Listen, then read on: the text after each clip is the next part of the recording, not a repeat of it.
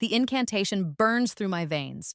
It's not a metaphor. I feel it, a liquid fire charting the hidden pathways of my body, boiling the blood, searing flesh from bone. Purple light, acrid and foul, erupts from Lady Vivian's fingertips, a torrent of malice she aims directly at my heart. I am supposed to scream. I am supposed to fall, to dissolve into ash and memory. I don't. I'm still standing. The fire doesn't consume me, it feeds me. A strange, terrifying strength floods my limbs, a power that tastes like lightning and rage. The metallic tang of blood fills my mouth, but it's not just mine. Her spell, a vicious, parasitic thing, has backfired. It snaps the invisible tether between us and recoils, slamming back into her. She stumbles, her face a mask of disbelief, her perfect porcelain skin suddenly pale and translucent. I look down at my own hands. Beneath the skin, a network of silver veins now pulses with a soft internal light, like mercury flowing where my blood should be. The pain is gone, replaced by a raw, humming energy. Terror is a distant echo, drowned out by a wave of pure, cold fury. She tried to kill me. My stepmother, on the night of her wedding feast to my father, tried to erase me from existence. What? What are you? She whispers, her voice trembling. The ancient, leather-bound grimoire she used for her ritual slips from her nerveless fingers and falls to the flagstones with a heavy thud. I know that book. I've seen her poring over it in secret, her brow furrowed in concentration.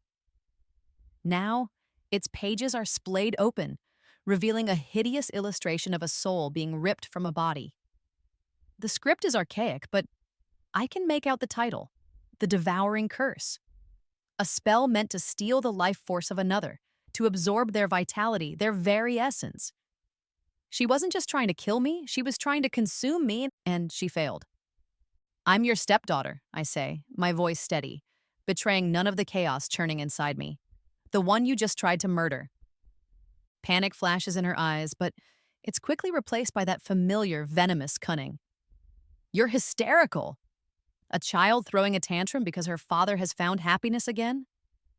My gaze drifts past her, through the stone archway of the private chapel, and toward the main hall of the manor.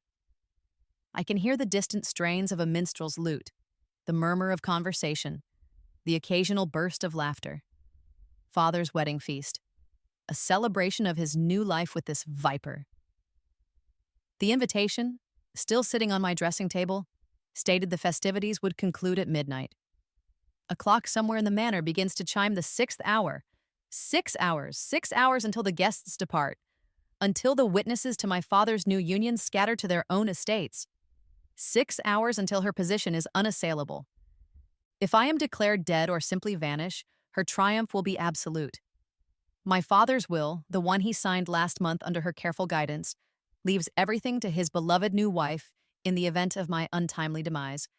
My inheritance, my mother's legacy, this fairy house, it all becomes hers. You have until midnight, Vivian, I say, the words tasting like a vow. You have 6 hours to enjoy your party. Because when that clock strikes 12, I will not be a ghost haunting your celebration. I will be the one who ends it. Her breath hitches. The fear is back, stark and real. The predator has suddenly realized the prey is no longer helpless. The power thrumming under my skin, the silver light in my veins, agrees. The hunt has just begun. And for the first time in a long time, I am not the one being hunted. The curse she meant to be my end is going to be my beginning. And it will be her undoing. The rage inside me is sharper than any blade, a weapon she forged herself and handed to me. I intend to use it. I don't waste time with tears or terror. That was the girl I was 10 minutes ago, the girl who would have crumpled to the floor. This new girl, the one with silver fire in her blood, walks. I stride past Vivian, who flinches away as if my very presence burns her. I leave her in the cold chapel with her failed magic and her dawning horror. The sounds of the feast grow louder as I approach the great hall, a stark contrast to the grim silence of my attempted murder. Liveried servants rush past, carrying platters of roasted pheasant and flagons of wine, their faces flushed with the evening's merriment. None of them spare me a second glance. To them, I am just Lord Aldrich's sullen daughter, a shadow at the edge of the festivities. My destination is not the party, it's father's study. The heavy oak door is unlocked. Inside, a fire crackles in the hearth, a cozy domestic scene that feels like a violation. This room was my mother's favorite place, filled with her books and maps. Now it smells of Vivian's cloying rosewater perfume. On the great mahogany desk, amidst a scattering of shipping manifests and land deeds, sits a locked iron box. I know the key is in the top left drawer. I also know I don't need it. I place my hand on the lid. The cold metal feels insignificant against the strange energy humming in my palm. I focus, not on the lock, but on the simple desire for it to open. There's a soft click, and the latch springs free. Inside, nestled on a bed of velvet, is my father's last will and testament, tied with a neat black ribbon. His signature, Lord Aldrich, is a bold, familiar scrawl at the bottom. The wax seal bears our family crest, a stoic, unblinking falcon. I don't need to read it. I was there when the lawyers droned on about its contents, my father's hand resting on Vivian's, his eyes clouded with a placid adoration that was entirely foreign to him. He was a sharp, discerning man before she came. Now he is a lamb. I take the document, its thick parchment cooled in my hands, and walk to the fireplace. I hold it over the flames, watching as the corner blackens, curls, and then catches fire. The falcon crest melts and drips away. The words detailing my own dispossession turn to ash. "You look remarkably alive for a corpse, stepdaughter." Vivian's voice slices through the quiet crackle of the fire. She stands in the doorway, having regained some of her composure. She's smoothed her emerald silk gown and pinned a stray lock of her golden hair back into place. She looks every bit the beautiful, serene bride, if you ignore the frantic terror flickering deep in her eyes. "And you look remarkably pale for a murderess, stepmother." I let the last corner of the will fall into the embers. It's gone. Her lips tighten into a thin line. Burning that changes nothing. He will simply draw up another. He might, I concede, turning to face her fully. But it will take time. And time is something you're suddenly running out of. Tell me, how long did you think you had before I figured it out? Figured what out, you delusional girl? That you're prone to fits of fancy? That you've invented this bizarre persecution complex to ruin your father's happiness? She takes a step into the room, her confidence a carefully constructed fortress. No, how long I'd take to figure out about the wine. The fortress cracks, just a little, a flicker of something dark and primal in her gaze. She doesn't know what I know, not yet. She thinks this is a guess, a wild accusation. But it isn't. As I walked from the chapel, my mind, newly sharpened by the curse's fire, was racing. It was connecting dots I hadn't even seen before. Father's lethargy, his recent bouts of confusion, his uncharacteristic passivity. I'd attribute it to his grief for my mother, and now his infatuation with Vivian. But it was more than that. It was a chemical haze. A soft knock at the doorframe makes us both turn. It's Marcus, his young face etched with worry. He's one of the few servants who's been with us since before my mother's death. A stable boy she was fond of, whom I'd always treated with kindness. He clutches an empty wine flagon in his hand, his knuckles white. "My lady," he says, his voice low and urgent, his eyes fixed on me. "I did as you asked. I watched her. She met the new steward by the cellars. He gave her a vial. She put it in this." He holds up the flagon. Lord Aldrich's personal flagon. Vivian's face goes ashen. "You are lying. A stable boy's fantasies." "He is not," I say, my voice ringing with absolute certainty. "Brother Marcus has been my eyes and ears for months, ever since father started acting unlike himself." It's a lie, of course. I'd only just put it together myself. But in this war, information is ammunition, and I will use every piece I have. Marcus, bless his loyal heart, understands immediately. He squares his shoulders and glares at Vivian. "She's been poisoning him," Marcus says, his voice gaining strength. "Just a little at a time, for months, weakening his mind, making him pliable." Vivian looks from me to Marcus, her mind racing, calculating. She sees the burnt will, the empty flagon, the accusation in our eyes. She knows the physical evidence is flimsy, but the truth of it is a tangible thing in the room. You have no proof, she spits, her voice a low hiss. Only the ramblings of a mad girl and a disloyal servant. Proof can be found, I reply calmly. A house full of wedding guests provides many opportunities. A word to the royal physician, perhaps. A suggestion that Lord Aldrich's recent malaise warrants a closer look. A man of his station. It would be a scandal if he were being slowly poisoned by his new bride on their wedding night. From the great hall, the clock tower begins to chime again. The sound is a deep, resonant bell that echoes through the manor. 7, 8, 9. It stops at 9. My blood runs cold. I miscounted, or time is moving faster than I thought. Not midnight. The feast ends when the bell tolls 10. 1 hour. 1 hour until the guests begin their long journeys home. 1 hour until my witnesses scatter like leaves in the wind. Vivian hears it too. A slow, triumphant smile spreads across her face. She knows as well as I do that the royal physician is hours away. She knows that by the time any accusation could be formally made, she would be the grieving widow, a pillar of sorrowful strength, and I would be the deranged, hysterical daughter, easily silenced and locked away.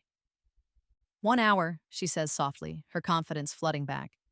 1 hour until my husband and I retire. And by morning, this little fantasy of yours will be nothing but a bad dream. She turns and sweeps out of the room, a queen dismissing a peasant. Marcus looks at me, his face pale with fear. What do we do now, my lady? There's no time. She's right, I say, my mind racing. There's no time for physicians or investigations. There's only time for the truth. I look past him, my gaze fixed on the moonlit gardens visible through the study window. Father loves those gardens. He walks them every night, especially, I realize, after a cup of his especial wine.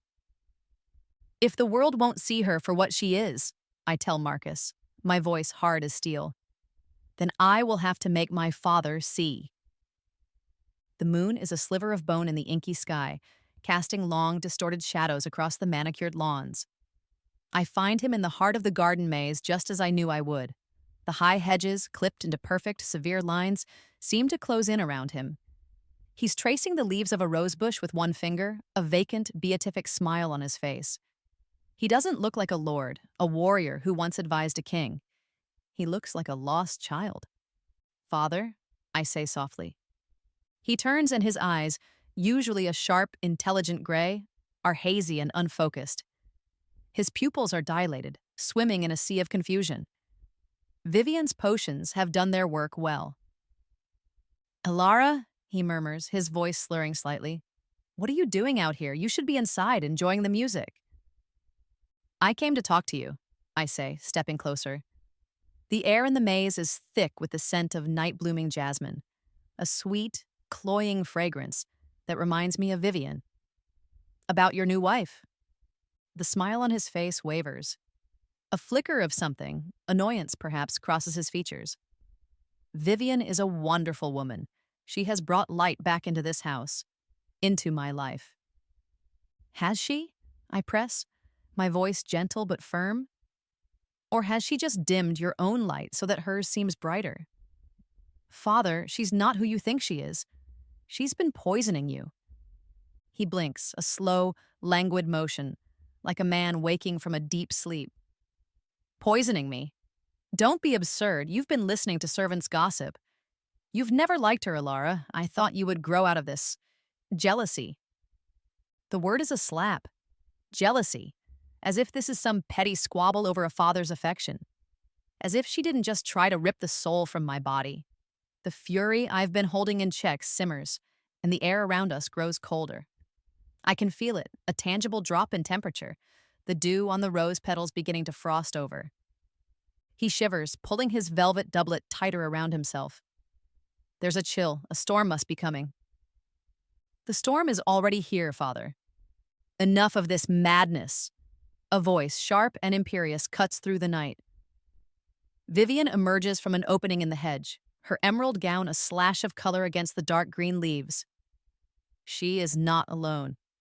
Two men flank her, broad-shouldered and grim-faced, their hands resting on the hilts of the swords at their belts. Hired mercenaries, not house guards. Their eyes are cold and professional. "My love," she says, gliding to my father's side, placing a delicate hand on his arm. "I was so worried. Alara has been making the most terrible accusations. It seems her grief has finally addled her mind." She looks at me, her eyes glittering with triumph. "She needs to be taken somewhere quiet, somewhere she can rest and not disturb our guests." "What is the meaning of this, Vivian?" Father asks, his gaze shifting between the armed men and me. The presence of swords has finally pierced the fog in his mind, just a little. "Why are there guards?" "For your protection, my lord," she coos. "She has become violent, unpredictable. She burned your will. She threatened me." Vivian turns her venomous gaze on me. "Now, she is threatening you with her witchcraft. Dispose of the witch who threatens our family's honor." The mercenaries draw their swords, the rasp of steel unnervingly loud in the quiet garden. My heart hammers against my ribs, but it's a drumbeat of war, not fear. "She's the witch, father!" I cry, my voice desperate. I need him to see, to break through the spell she has woven around his heart and mind. "She's bewitched you. Look at me. I am your daughter." He looks, but his eyes are filled with her poison, her whispers, her lies. He sees what she has told him to see. "I see only a demon wearing my child's face," he roars, his voice cracking with a pain that is both his and hers. It's a rehearsed line, fed to him in his stupor. "Then look closer at your wife's true nature," I plead, taking a step towards him, my hands outstretched. "Enough!" Vivian shrieks, her control finally snapping. "Guards, seize her, now!" The two men advance, their swords leveled at my chest. The world seems to slow down. I can see the grim determination in their eyes, the way their knuckles are white on their hilts. I can see my father's face, a mask of torment and confusion, turning away from me. He is abandoning me.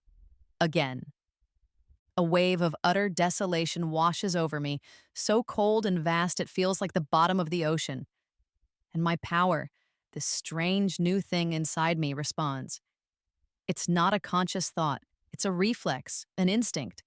The warm summer breeze that had been rustling the leaves in the maze dies instantly. The air shifts, dropping from a pleasant evening temperature to the biting cold of deep winter. A visible frost spreads from my feet, racing across the grass, encasing every leaf, every petal, in a delicate, shimmering layer of ice. The mercenaries halt, their breath pluming in the suddenly frigid air. Vivian gasps, wrapping her arms around herself. Even my father, in his daze, looks around in stunned confusion. The jasmine scent is gone, replaced by the crisp, clean smell of a winter morning. I am the eye of this storm. The cold radiates from me, a physical manifestation of the absolute zero in my heart. My father chose her. He looked at his own daughter and saw a demon. Fine. If he wants a demon, I will show him what one can do. The first mercenary lunges. He's a professional, moving with a brutal efficiency meant to end things quickly. His sword, a heavy blade of good steel, arcs through the unnaturally cold air, aimed straight for my neck. I don't move. I don't flinch. There's no time to think, only to feel the power inside me rise to meet the threat. It's a solid, unyielding wall within my skin. The blade connects. It doesn't clang, it shatters. The sound is a sharp, discordant crack, like a pane of glass breaking. The man's sword explodes into a dozen metal shards that spin harmlessly past me, glittering in the moonlight before falling onto the frosted grass. He stares in open-mouthed shock at the hilt still in his hand, a jagged stump of metal where his blade used to be. His partner, seeing this impossibility, hesitates for only a second before letting out a battle cry, more to bolster his own courage than anything else, and charging. He thrusts his sword toward my heart. I lift a hand, not to block, but to simply meet the blow. The tip of his sword touches my palm, and the result is the same. It shatters, the steel failing as if it were brittle ice. Silence descends upon the frozen garden. It's a profound, ringing silence. The two mercenaries look at their broken weapons, then at me, their faces pale with a primal fear. This is beyond their experience. They are paid to fight people, not whatever I am. Vivian is the first to find her voice. It's a strangled, horrified whisper. Impossible! I turn my gaze to her, letting her see the cold fury in my eyes. Your curse, stepmother, I say, my voice low and carrying in the still air. It seems to have had some unforeseen side effects. You wanted to make me weak. Instead, you made me this. I take a step toward her. The mercenaries, their courage completely gone, scramble backward, tripping over the frozen hedges to get away. They don't even bother to ask for their pay. They just run, disappearing into the darkness of the estate grounds, their footsteps echoing their panic. My father is staring at me, his drugged haze momentarily pierced by awe and terror. Elara, what have you become? I have become what my mother's bloodline always intended me to be, I say, the realization hitting me with the force of a physical blow. It's all so clear now. The devouring curse wasn't just a random spell she chose, it was specific. It was designed to siphon power. She must have known, or at least suspected, that I had something to take. My mother wasn't just a lord's wife. She was something more.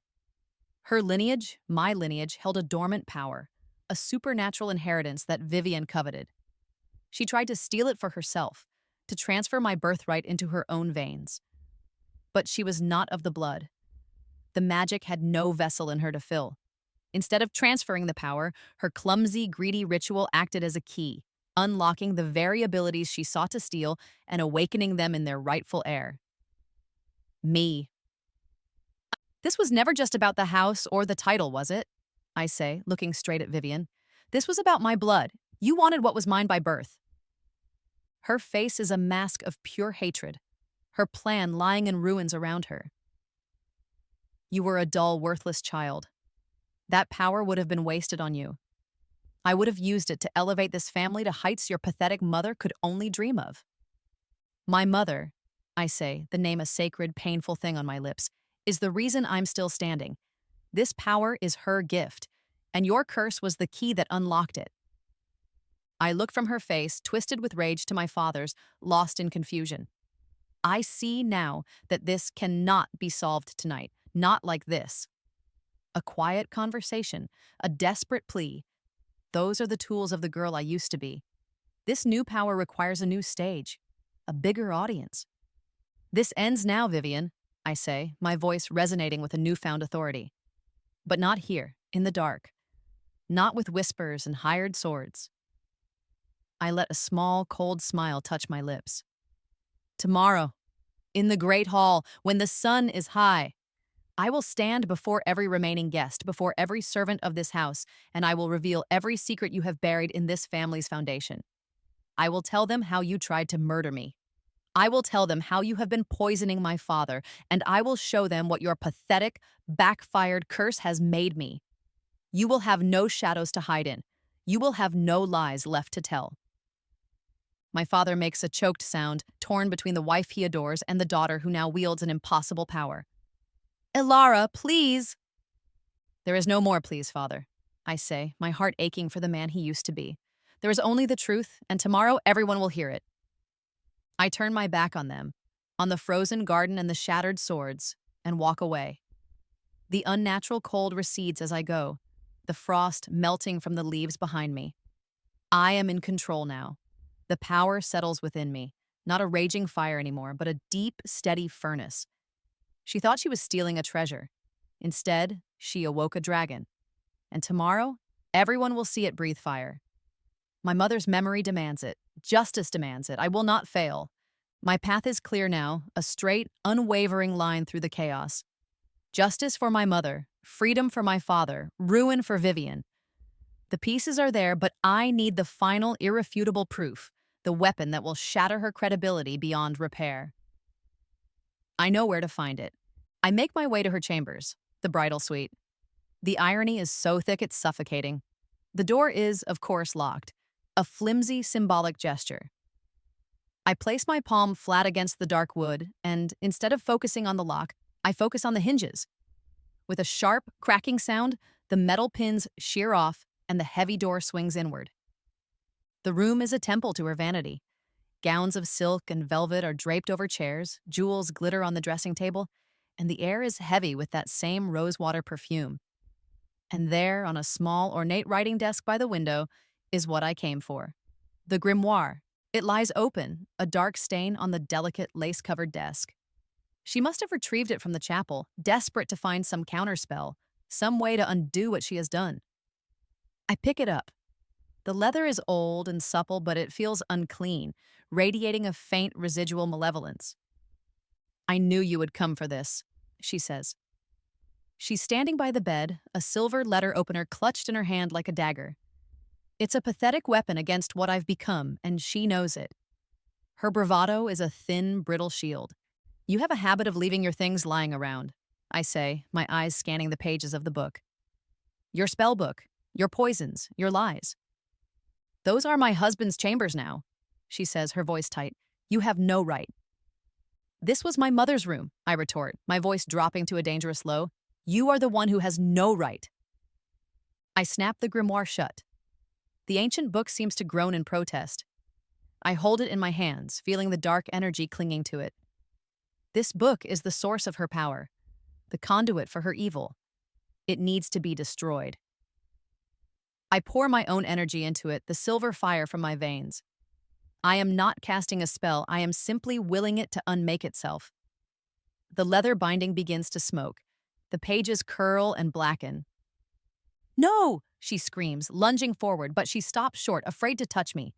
With a final, explosive crack, the grimoire bursts into blue and purple flames in my hands, the fire consuming the dark magic within it. But as the book turns to ash, something else is revealed. Tucked within a hollowed-out section in the back were several folded parchments, their seals broken. They flutter to the floor, escaping the flames. I bend and pick one up. It's a letter written in a cramped, spidery hand. A correspondence. I scan the words and the breath catches in my throat. It's from a name I recognize with a chill. A known leader of a dark coven from the northern wastes, a woman infamous for her knowledge of obscure toxins and forbidden rituals. The letter details the purchase and delivery of a rare, slow-acting poison. Hemlock. It describes its properties. Tasteless, odorless, capable of mimicking the symptoms of a wasting fever over many weeks. The fever that everyone believed claimed my mother. I look up from the letter, my heart a cold, heavy stone in my chest. You didn't just try to kill me, I say, my voice shaking with a rage so profound it feels like it could level the entire manor. You murdered her, my mother, it was you, all along. Vivian's face is a canvas of pure, malevolent pride. The pretense is gone, the shield is down. She was weak, an insignificant placeholder. She stood in the way of what this family could become, in the way of what I deserved. You sold your soul for parlor tricks, stepmother, I whisper, the words dripping with contempt. Better a witch than a bastard, she shrieks, the insult nonsensical but laden with a lifetime of her own perceived slights and bitter ambition. Father! My voice is a roar that echoes through the room. I don't know if he can hear me, but I have to try. Father, come and see the truth of the woman you married. Footsteps hurry down the hallway. It's not just father. A small crowd of late-staying wedding guests, drawn by the shouting, appears in the doorway. They stare, wide-eyed, at the scene. Me standing amidst the dying embers of a burning book. Vivian with a letter opener in her hand, her face contorted with hate. And father is at the forefront, his face a battleground of confusion and alarm. Vivian, what is this? He asks, his voice thick. She's mad, Aldrich, Vivian cries, pointing a trembling finger at me. She set fire to my prayer book. She speaks in riddles and threats. Help me. These are not prayers, I say, holding up the letters. This is your correspondence with a coven of murderers. This is your confession. I hold one out to him. Father, read these letters. See who you truly married. He takes a hesitant step forward, his hand outstretched. Vivian moves to block him. Don't touch it. Lies written in demon's ink. It's her magic, trying to trick you. But it's too late. His fingers brush against the parchment. He takes the letter and his eyes scan the page. I watch his face as he reads. The denial, the dawning horror, the final soul-crushing understanding. The color drains from his face. He stumbles back, his hand going to his heart as if he's been stabbed.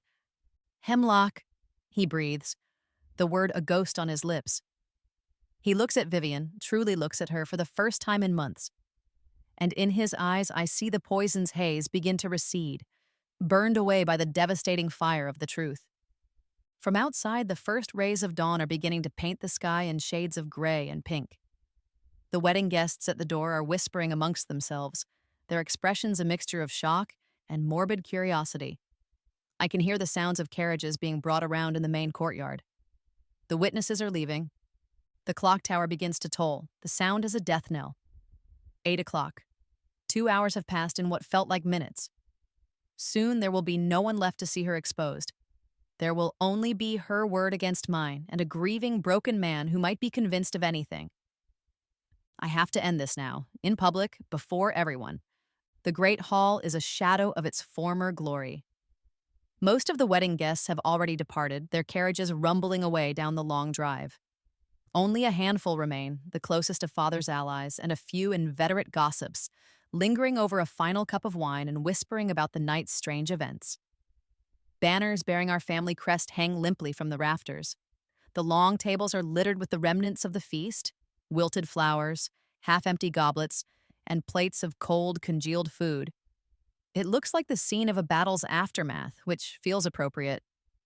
I stand in the center of the hall, the letters clutched in one hand. Marcus is beside me, a silent, steady presence. Vivian and my father stand near the hearth, a tableau of fractured loyalties. Father is slumped in his great chair, his face gray and aged by 20 years in the last hour. He holds the damning letter in a trembling hand, staring at it as if it's a venomous snake. Vivian stands beside him, her composure a magnificent, terrifying lie. She places a comforting hand on his shoulder, but he flinches away from her touch. The remaining guests fall silent as I clear my throat. All eyes turn to me. This is my stage now. My lords, my ladies, I begin, my voice clear and strong, ringing through the cavernous hall. I thank you for staying. You were invited here to celebrate a wedding, but you are about to bear witness to a confession. Vivian laughs, a sound as brittle as glass. A confession? My dear child, you are unwell. My husband and I are weary of your games. I have one more piece of evidence, I say, ignoring her. I produce a small, leather-bound book from the folds of my gown. It's my mother's diary. I found it years ago, hidden beneath a loose floorboard in her old room. I'd thought it was just her private thoughts, her musings on the weather and household matters.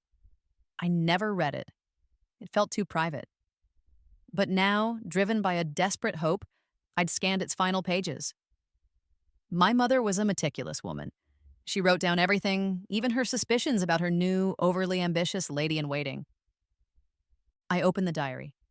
September the 3rd, I read, Vivian brought me a special herbal tea today. She is so attentive. Yet I have felt a strange weakness ever since she began her care. Aldrich says it is just the lingering effects of the summer fever, but this feels different. A coldness in my bones that the fire cannot touch. I look up. There are dozens of entries like it, a detailed account of her slow decline and of Vivian's constant, cloying presence. This diary, combined with these letters detailing the purchase of hemlock, tells a very clear story. I walk towards her, my steps echoing on the stone floor. Confess your crimes, Vivian. Confess to murdering my mother and attempting to murder me. Do it now, or I will demonstrate for everyone exactly what your curse truly accomplished. You have no proof of anything, you delusional child. She spits, her eyes wide with frantic denial. She turns to my father. Aldrich, she's threatening me. Make her stop. But my father doesn't look at her. He looks at me, at my hand held out towards her, and he sees something. Perhaps it's the silver light pulsing faintly under my skin. Perhaps it's the memory of shattered swords. Vivienne, he says, his voice raspy, broken. Why do you shrink from her hand? Because she's a monster! Vivian shrieks, backing away as I advance. She's become something unholy. Your curse twisted her. My curse? The words hang in the air. The guests murmur, their eyes darting between us. She's lying, Vivian says, but her voice lacks conviction. She has backed herself into a corner. Am I? I say softly. Then prove it. Let me touch you. If I am just a mad girl, what harm could it possibly do? She stares at my outstretched hand as if it were a white-hot brand. She knows. She knows her magic failed, but she has no idea what form that failure took. She is terrified of the unknown. Her terror is her confession. Father, I say, my eyes locking with his, you told me I had a demon's face. Look now, look at her, and tell me who the monster is. And then I move, fast. Before she can flee, I close the distance between us. I press my palm flat against her forehead. She doesn't burn. She doesn't bleed. She screams. It's a raw, agonizing sound, a shriek of pure, undiluted terror and loss. The air around us shimmers. It's not my power flowing into her. It's hers. Her stolen vitality flowing out. The curse, in its backfiring, created a conduit. My touch has opened the floodgates. The life force she has siphoned from others, the youth and energy she has hoarded to maintain her own flawless facade is leaving her. It isn't returning to me, it's simply returning, dissipating back to the universe, to the rightful owners she stole it from, living and dead. Fine lines appear around her eyes and mouth, deepening into wrinkles. Her perfect golden hair dulls, threads of silver appearing at her temples. Her porcelain skin loses its luster, becoming sallow and tired. She falls to her knees, clutching her head, the scream dying in her throat, replaced by ragged, desperate sobs. She is not an old woman, not yet, but she is no longer the ageless beauty she was moments ago. She is just a woman, stripped bare of all her stolen magic. And as she weakens, my father strengthens. The effect is instantaneous and profound. The fog in his eyes evaporates. Clarity, sharp and painful, returns to his gaze. He looks down at the weeping woman at his feet, and then at the letter in his hand, and finally at me. He sees it all, the years of manipulation, the poison, the murder of his first wife, the attempted murder of his daughter, the entire monstrous truth. He rises from his chair, his posture straighter, his old authority returning like a mantle settling on his shoulders. "Guards," he says, his voice booming with a command that has been absent for too long. The few remaining house guards who had been watching in stunned silence snap to attention. "Seize this woman." He walks over to her, his face a mask of cold stone. He plucks the gaudy wedding ring from her finger. "You are stripped of my name, my title, and my property. You will leave this house with nothing but the clothes on your back. You will be escorted to the border of this duchy and cast out. If you ever return, you will be executed for murder." He turns to me, his eyes are filled with a universe of pain and regret. "Ilara," he whispers, "what she did. What I allowed." "It's over, Father," I say, my own voice thick with emotion. He looks at the silver veins that still glow faintly on my hands. "What has become of us? What is this magic?" "It is our family's legacy, Father," I say, the words feeling truer than anything I have ever spoken. The one my mother tried to protect. The one Vivian tried to steal.